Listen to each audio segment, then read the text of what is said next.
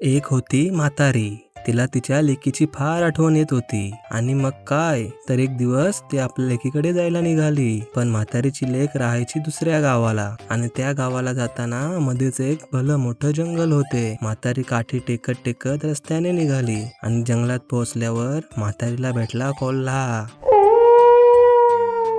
कोल्हा म्हणाला, ए म्हातारे, कुठे चाललीस? थांब, आता मी तुला खातो. पण म्हातारी हुशार होती. ती म्हणाली, मला खाऊन काय तुझे पोट भरणार नाही. त्यापेक्षा तू थोडे दिवस थांब. मी लेकीकडे जाते, तूप रोटी खाते, जाडजूड होते, मग मला खा. कोल्ह्याला म्हातारीचे म्हणणे पटले. आणि मग म्हातारी पुढे निघाली. पुढे तिला भेटला वाघ. वाघ म्हणाला, ए म्हातारे, कुठे चाललीस? थांब, आता मी तुला खातो. आणि वाघाने डरकाली फोडली.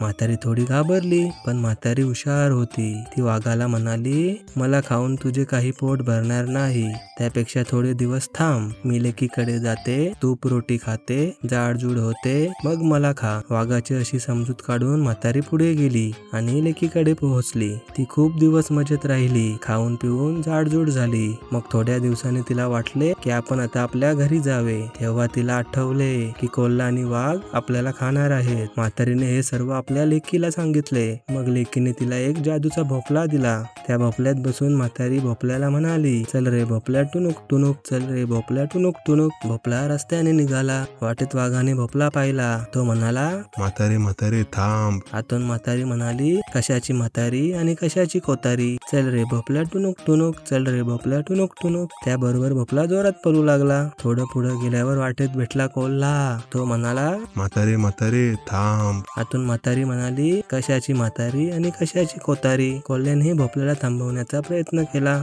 पण म्हातारी आतून म्हणाली, चल रे भोपळ्या टुनुक टुनुक, चल रे भोपळ्या टुनुक टुनुक. पुन्हा भोपळा जोरात पळू लागला. अशी होती म्हातारी हुशार. कोल्हा आणि वाघाच्या तावडीत ती काही सापडली नाही. आणि भोपळ्यात बसून ती सुखरूप आपल्या घरी पोहोचली. तर या गोष्टीतून आपल्याला ही शिकवण मिळते की काही समस्या अशा असतात जिथे शक्ती नाही तर युक्ती लावावी लागते. जशी या गोष्टीत म्हातारीने लावली. आणि या गोष्टीचा तात्पर्य पण हाच आहे, शक्तीपेक्षा युक्ती श्रेष्ठ.